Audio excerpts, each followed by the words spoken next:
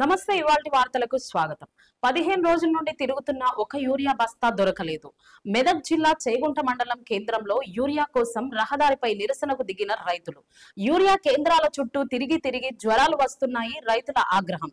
రైతుల నిరసనతో మెదక్ చేగుంట రహదారిపై భారీగా స్తంభించిన వాహనాలు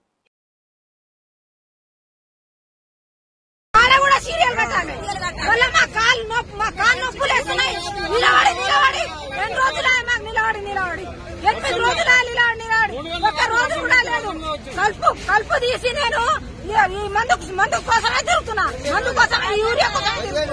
15 రోజులే తిరిగి కాలు నొప్పులు పెడుతున్నా జ్వరం వస్తుంది పిల్లలేమో ఇంటికాడ లబలబ మొత్తుకుంటూ ఏం చేయాలి అట్లా అవుతుంది పరిస్థితి